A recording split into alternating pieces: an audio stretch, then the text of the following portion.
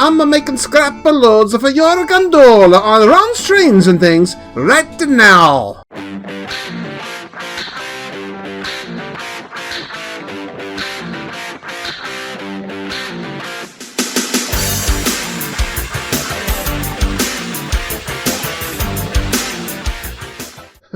Hi, I'm Ron of Ron's Trains and Things, and if you'd like to see more videos about model railroading tips, tools, and techniques, then be sure and subscribe down below, and if you click that little bell icon, YouTube will notify you every time I upload a new video. A couple of months ago, I published a video about making lumber loads for your center beam flat cars. In that video, I included a poll asking you what kinds of rolling stock you needed loads for on your model railroad. Well, the largest number of you, 36% in fact, said that you needed loads for your gondolas on your railroads. Well, in response to that request, I am planning a series of videos about different kinds of gondola loads that you can build. And I'm bringing you the first one today. Today we're going to build a scrap steel load that will look great in your gondolas, will fit into almost any era in the last 100 years, and will look very realistic. You'll be proud to have them on your layout. Before we get to that, just a couple of announcements. First, I want to remind you about the Down and Dirty Freight Car Weathering Contest.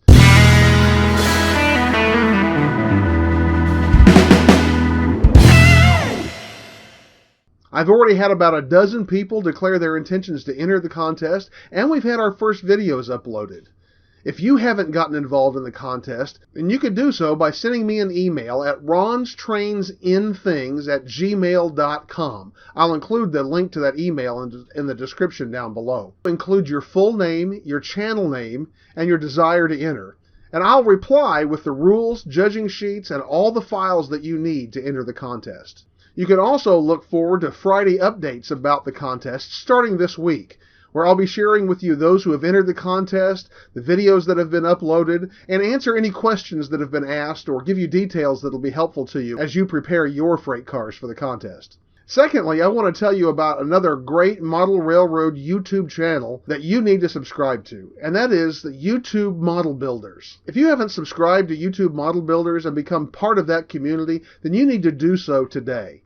YouTube Model Builders hosts live shows about different aspects of model railroading each month. They also publish an e-magazine every other month about model railroading. The e-mag can be found at their website, youtubemodelbuilders.com. It just so happens that the November issue of the e-magazine was all about N-scale, and I was privileged not only to have an article published in that edition, but also to have the cover photo. I hope you'll check out this issue of the e-mag at youtubemodelbuilders.com. You can also find past issues of the e-mag there. And you can subscribe for free, and you'll get an email notification every time a new e-magazine comes out. Now that we have those announcements out of the way, let's get over to the workbench and start working on that scrap steel load for your gondolas. Today I'm going to be making scrap loads for these two gondolas.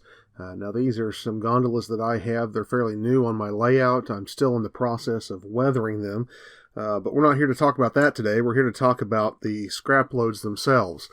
I'm going to begin with a base for my scrap load, which for me is going to be a piece of 40 thousandths styrene. Now I'm working with a couple of pieces today that came from a scrap.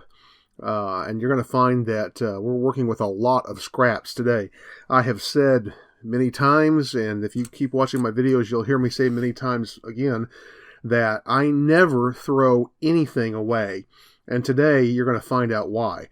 I've cut these pieces, as you can see, just to fit perfectly inside of the gondola. They fit very nice and snug all the way around, but not so snug that they don't go in and out easily. See, they don't slide around back and forth. You don't see a lot of gaps, but they will come right out. And that's exactly what you want for this base.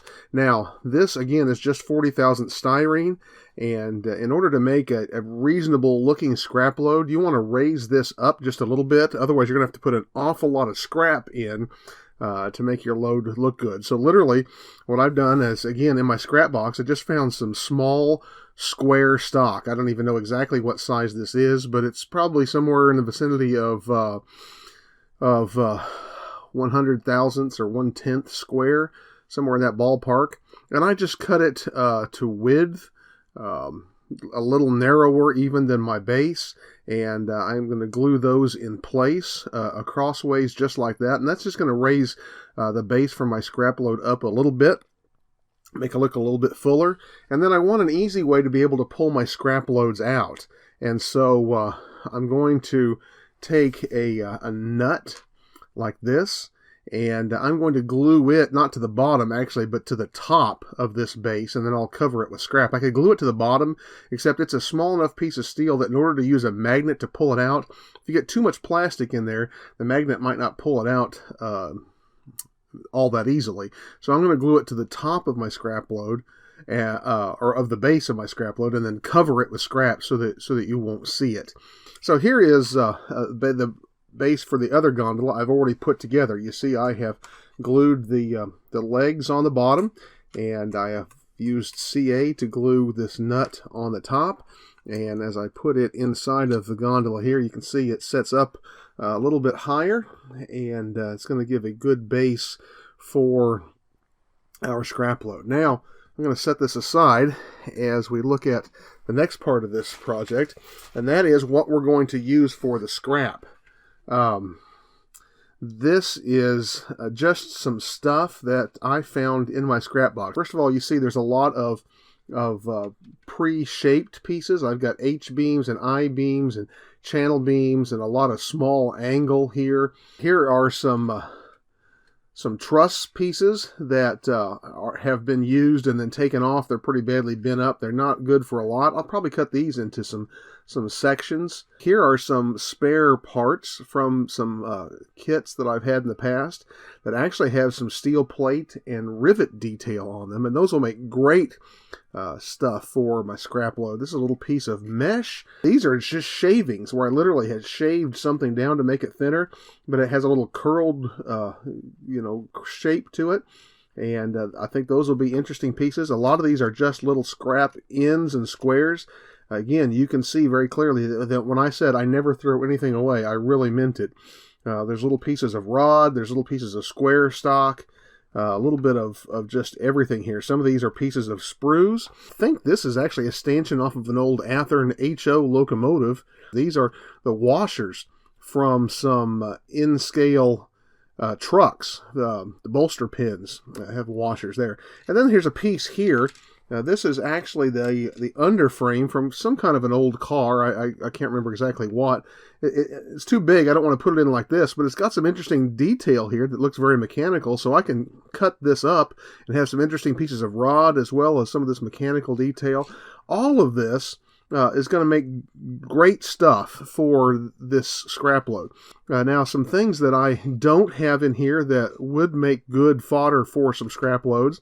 If you have broken couplers, the pieces from broken couplers, the old broken knuckles, those are good pieces.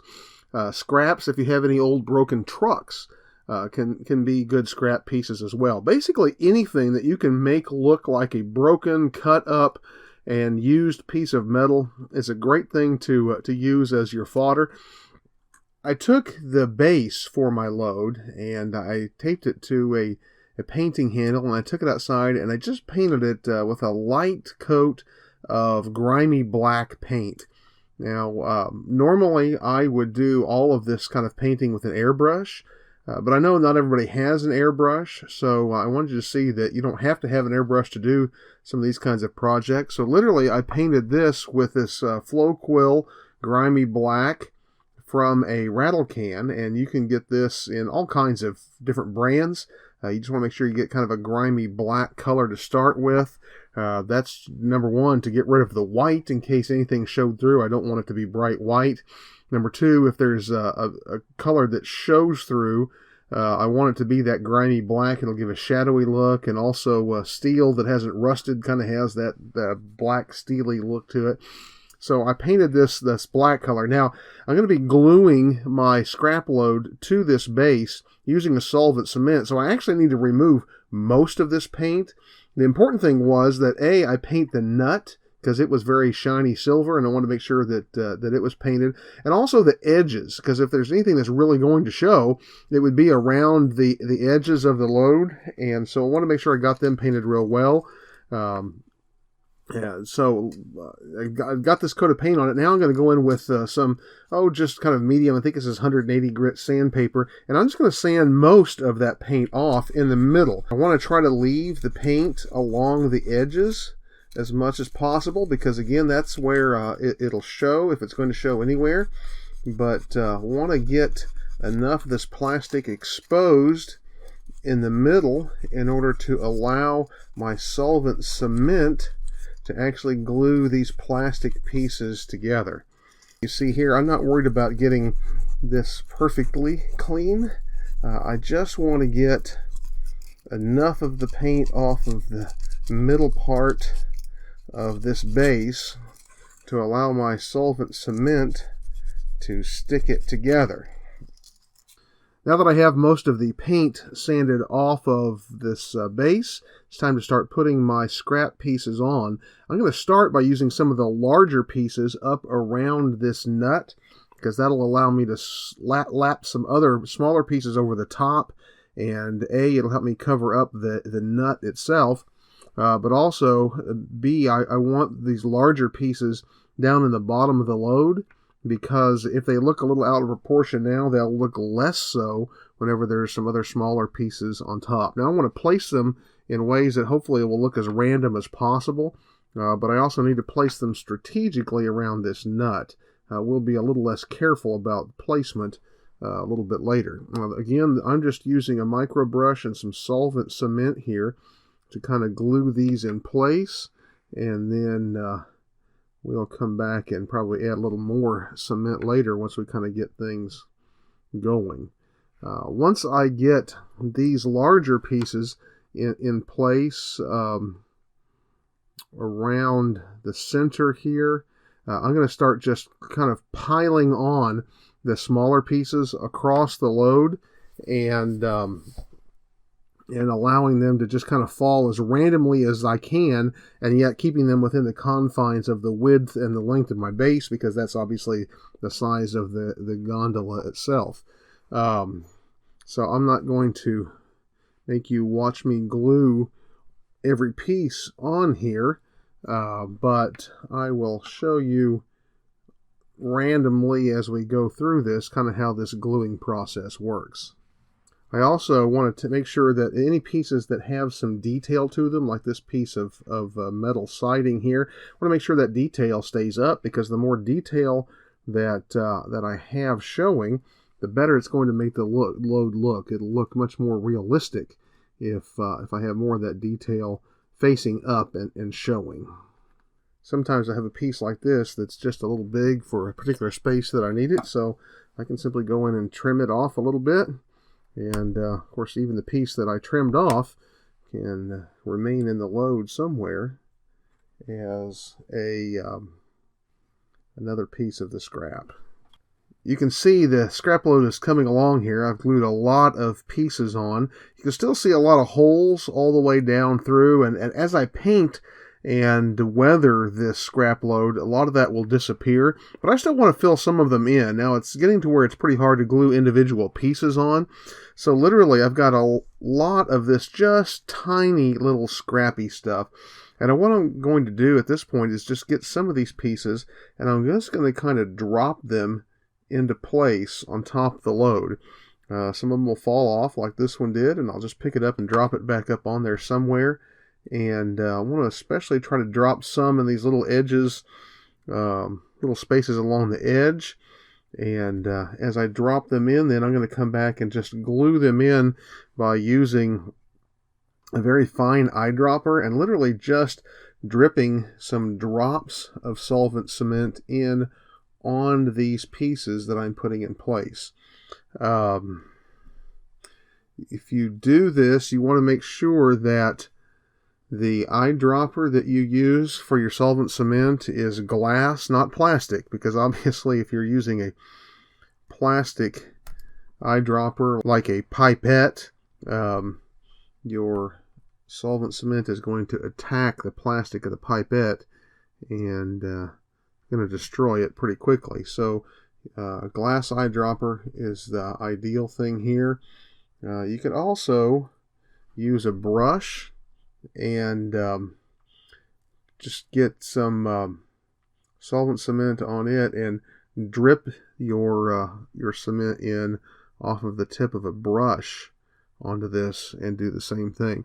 Now I don't have to fill in every single little hole along these edges because again I painted those edges black, and that black is going to hide a lot of stuff, but I want to fill in as much as I can, and I want to have a reasonably full looking load of scrap there. And you can see already just by dropping some of these pieces, little pieces in place, not gluing them in very select chosen places, I'm just literally kind of dropping them on the load and trying to fill in some of the gaps, but it's already making a difference. So I'm going to come in and use my eyedropper and just drop some solvent cement on those spots, and once that is set up, we'll be ready to start painting and weathering our load. At this point, I'm pretty satisfied with the scrap load itself, and so I think I'm going to stop on adding the junk to it. You can see I have used some painter's tape turned backwards on just an old ruler here to serve as a paint handle, and just stuck my paint load down onto that tape. This allows me to be able to hold and turn my load different directions as I paint it. Now, in this case, I'm going to use my airbrush just because I can get a finer spray. I can move a lot more slowly with an airbrush so that I don't over paint it, get too much paint on and get drips and runs and that sort of thing. If you don't have an airbrush, you can still do this with a rattle can like I did the base. You got to be very, very careful so as not to get too much paint on it. So it's just a little more difficult to do, and you'll have to really, really take your time with it. But I don't want you to think that if you don't have an airbrush, you can't do this project. You certainly can do it by other means. And you also could do this with a brush. If you got a fine brush and very carefully worked in the cracks and crannies, you could certainly do that, but it would be more difficult. I want to show you just a little bit about how I go about painting this scrap load. I've got some grimy black mixed up here in my airbrush, and I've mixed this up a little thinner than I normally would a regular paint. Not so thin as to be like a wash, but just a little thinner than I normally would. If normally I would do about the consistency of 2% milk, this is just a little bit thinner than that. I've got my spray pattern set. I'm using a single action internal mix brush for this particular application because that way I get just the exact same amount of paint all the time. And I've got my spray set to where I'm getting kind of a medium amount, not super light, but not super heavy amount of paint at all times too. And if you hear that little bit of noise in the background, that's my compressor. So you'll have to excuse that. And what I'm going to need to do is I'm going to need to give this a nice even coat, and I'm going to have to do it from every direction. So I'm going to start off just from the side. Just test my spray pattern here. Okay, looking good. I'm going to start off just from the side, and I've actually already started on this just a little bit, but just going to come in here from the side and spray, and going to get into all the little nooks and crannies that way from this side. I'll have to turn it at a little bit of an angle here and spray from this angle. And literally I'm going to have to paint this from every possible angle here. Kind of get this angle a little bit. Get from this side, and I'm going over this quickly. That's not going to be enough. I'm going to spray from each direction a little bit at a time, and I'll do it several times. Of course, I'll come overhead also and spray down into it. Now, I don't have to get all of this like totally black, and leaving a little bit of the color that is in some of those scrap pieces will be just fine. In fact, that'll make it a little easier to weather and make look good later. The main thing I'm trying to accomplish is getting rid of that white from those styrene pieces. And so I can kind of spray in those areas where I see a little white now. And you can see already that's really starting to look like a pretty good scrap load. And I haven't even done any weathering yet. There's that little bit. Now that I have my load painted, and I've got it in pretty good shape, pretty well covered up the white spots. And you can kind of see that that black is going to give it some definition. Now I need to come and give it some weathering color to give it kind of a rusty metal look.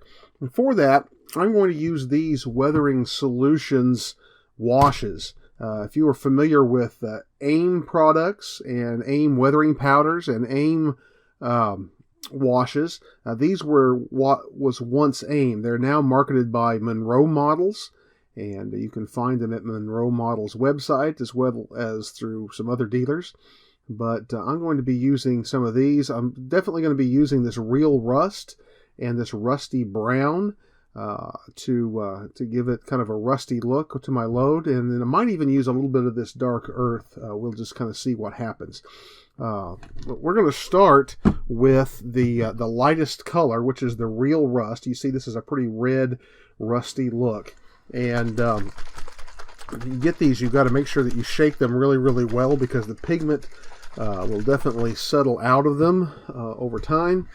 And then to do this, I'm going to use an old brush, not a real large brush, and this is actually a brush that I a lot of times use for weathering powders, but I'm going to use it in this case because it's one that I've done a lot of stabbing and jabbing with weathering powders, and so it's pretty frayed. I'm going to be doing a lot of stabbing and jabbing as I use these washes on this as well, so that's why I'm going to use this old brush.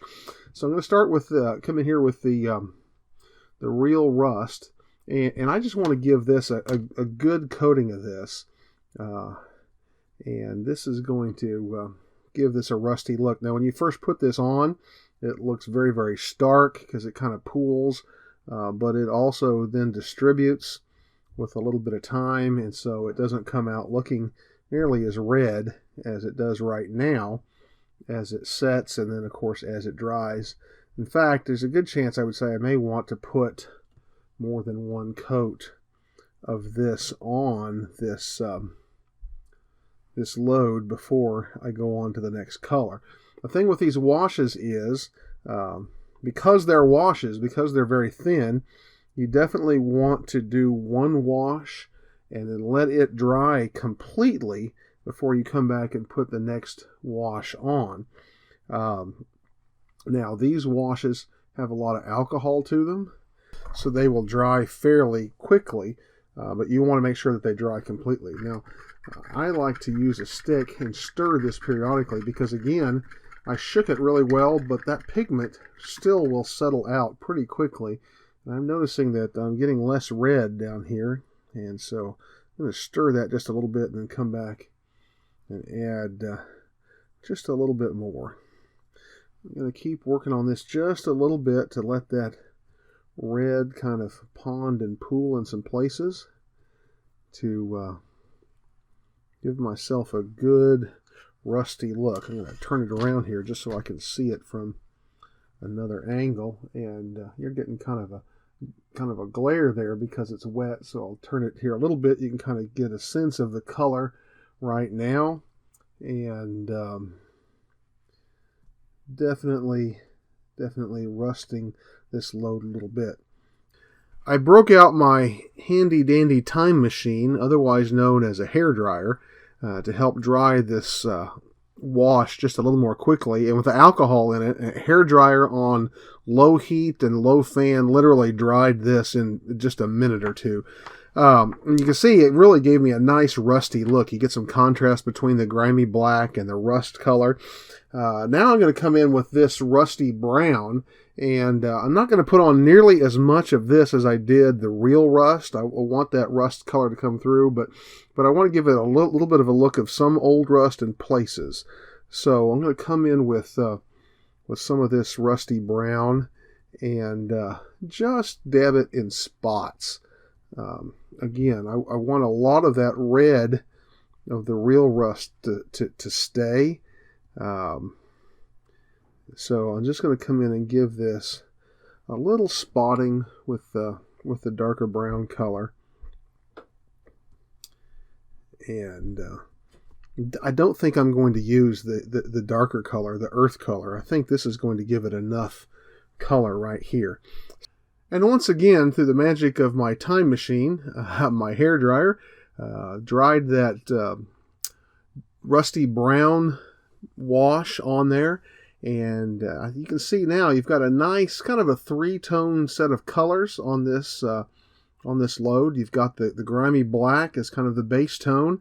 You've got some of that rusty, that real red, fresh rust, especially settled down in the lower parts and scattered throughout, and then covered over the top with some of this rusty brown, the darker brown color. Really, the color variation really makes this load look very realistic, like old rusty scrap metal that is on its way to being recycled. So with this, I'm ready to take this off of my ruler that I've used as a handle here, and we can pop this right into our gondola, and we've got a very nice scrap metal load. You can turn it sideways and see that you can see it just over the top. Got really just the right amount of depth on this load, and as I look at it from the top, it looks very realistic. And then I can come in with my magnet, and as you can see, I can lift it right out and easily take it out so that I can carry a scrap load from my scrap dealer on my layout to a recycling plant off the layout represented somewhere in staging, and then I can pull the scrap load out, send the empty gondola back for more scrap, and keep literally recycling the load. We're going to put the load back into the car here, and I want to show you here a look at the gondola in my scrap metal processing facility, Bell Processing, which is in Wichita Falls, just off of Katy Yard on the Wichita, Tillman, and Jackson, and is served through interchange with the BNSF. And you can see this is going to blend in really well as these gondolas are loaded there in Bell Processing. This load will get a lot of service on my layout. Scrap steel loads like these can add some life and some purpose to the gondolas on your model railroad, and they look great. In addition to that, every scrap steel load that you build is going to look different from all the others, so it's easy to add some variety to your layout that way as well. I hope you'll give this technique a try. I'm interested to know what kind of gondola loads you have built. If you've built some interesting loads for your gondolas, leave me a comment in the comment section down below and let me know. I hope you've enjoyed this episode of Ron's Trains and Things. If so, give it a thumbs up down below. And if you'd like to see more videos like this one, be sure and subscribe and click that little bell icon so you can get notified every time I upload a new video. I want to remind you again about the Down and Dirty Weathering Contest. If you'd like to know more about the rules and details of the contest, then check out the video in this card and it'll tell you everything that you need to know. Also, I want to encourage you again to check out YouTube Model Builders. You can find their channel in this card, where you'll find a lot of great model railroading resources. Also, check out their website at youtubemodelbuilders.com. I'll provide a link to that in the description down below. And be sure and check out their free e-mag. And I hope you'll take some time to read the article that I wrote in this month's issue. If you found this video useful or helpful, I hope you'll take some time to share it on your social media, on model railroading groups, on Facebook, or on forums that you participate in, any place that model railroaders hang out. Also, if you enjoyed this video, here's a playlist with some other videos that I think you'll enjoy as well. I hope you have a great week, and I'll be bringing you another model building segment next Tuesday. I hope you'll join me for that, and I look forward to seeing you then.